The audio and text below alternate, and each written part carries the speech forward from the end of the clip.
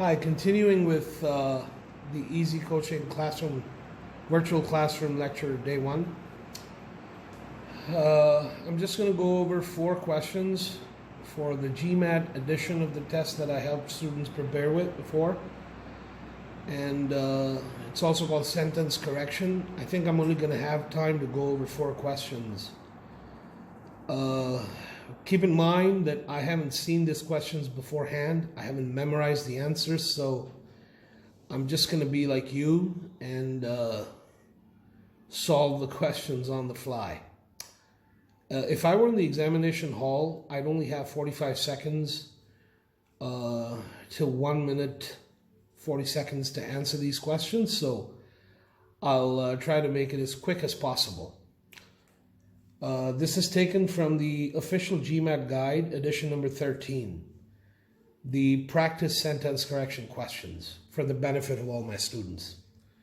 So question number 1 reads, in a review of 2,000 studies of human behavior that date back to the 40s, 2 Swiss psychologists declaring that since most of the studies had failed to control for such variables as social class and family size, none could be taken seriously. Immediately looking at the question, now I'm going to just kind of talk to myself thinking aloud because I'm solving the question as I go. Obviously, when I see the gerund declaring, I know right away that there's a grammatical error right there, right off the bat. And I always tell my students to kind of read the question out loud in their head, and they can catch most of the grammatical mistakes that way. Of course, there's also the other techniques such as process of elimination, and just knowing effectively correcting the expression. And those help as well. So I know right off the bat that there's something wrong with the grammatical expression in the sentence. So the answer could not be choice A. So now I'm just going to kind of browse quickly through the remaining choices to see what options I have. Immediately I know that any choices that have the word declaring would be the wrong answer, so I eliminate A and B right off the bat. Now I'm just looking at C, D, and E, and I'm just kind of going to see how they fit in and come up with the best answer. So in a review of 2,000 studies of human behavior that date back to the 40s, 2 Swiss psychologists, because this is talking about the past, so obviously I'm looking for a variable that's in the past. Psychologists declare having failed.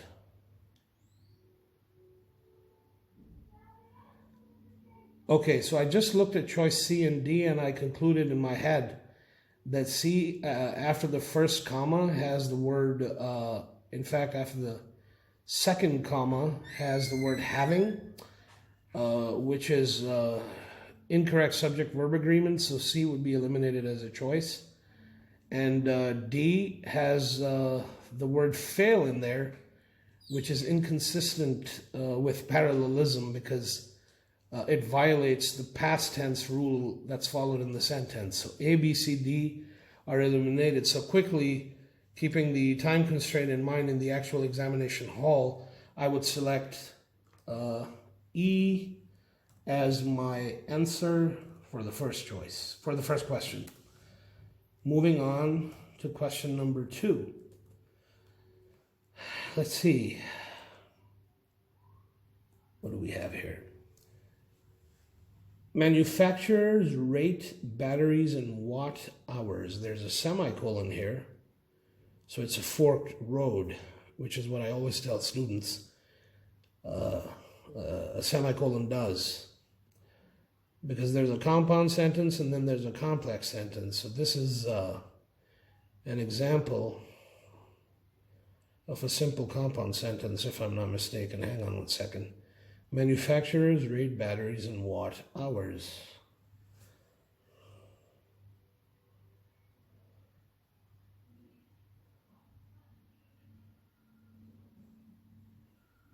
Just looking at all the choices off the bat, it seems like what should follow immediately after the semicolon, because that's the underlined portion. So that's the one that I have to correct, hence the expression sentence correction. So manufacturers rate batteries in watt hours. The higher the watt hour rating, the longer the battery can be expected to last. I think I'm going to go with choice C on this one. So for question number 2, I'm just going to go with choice C as my answer. Moving along. And please keep in mind I'm trying to do this as quickly as possible. And I'm just like you right now. Question number 3 now. Although a surge in retail sales, well, I know that have is just incorrect use of expression right there, because it's talking about a surge, which is like a collective singular. So have gets eliminated, hence no A.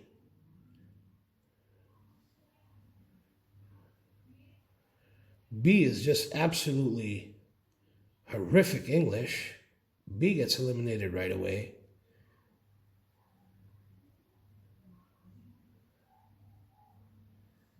C wouldn't be correct, because if I was to insert C, then before the comma and after the comma, the tense would become inconsistent.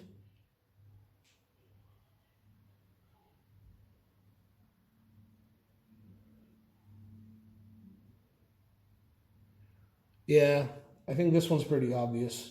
Choice D for David is the best from what it appears. So for question number 3, I'm just going to go ahead and lock D as my answer, and then of course we can check these later, which we will. Okay, last question. It's just a quick pop quiz. At the end of the 30s, Duke Ellington, great musician by the way, was looking for a composer to assist him. Hyphen has a whole set of rules associated with it.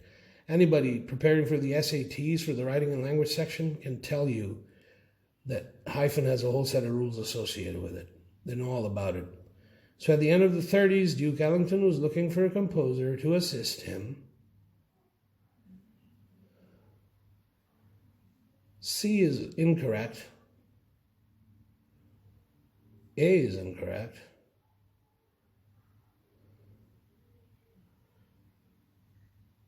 I think in this given scenario, B for boy seems like the best choice right off the bat. Let's see if it fits. There's Duke Ellington was looking for a composer to assist him. Someone who could not only arrange music for his successful big band, but also mirror his eccentric writing style. Yes, using the process of elimination and all the effective use of correct English expression applicably here, I think B for boy seems like the correct choice. Let's see how many answers we got right.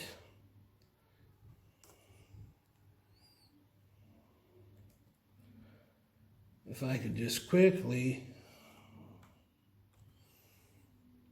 go to the answer section, just so you know that I'm as raw as thou artst.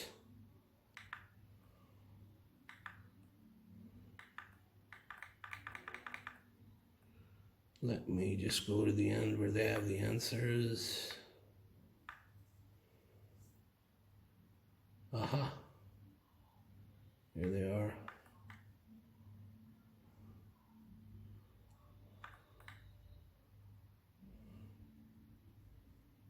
Oh, come on. Please excuse for the lag here. This is a PDF edition of the book. What are you going to do? This is a virtual classroom.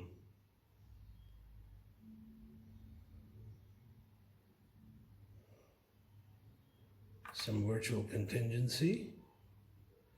Well, I'm sure nobody minds a little bit of this. We're almost there. And we'll just match our answers. I have tried to explain as I went along while I was solving the questions, so the ones that made wrong guesses, please feel free to email me at eezcoaching@gmail.com, and I can email you the explanations to the questions. And here we are. Let's see if we were right, or shall we be prepared to be stumped? Come on.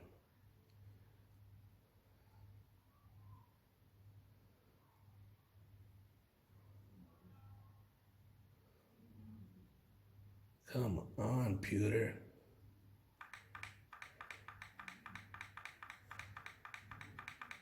Once again, please excuse for the lag here. This was completely unplanned. Here we go. ECDB, what do we have? ECDB, what do you know? We're completely right on this occasion. So there you have it. That's the GMAT sentence correction section of the test.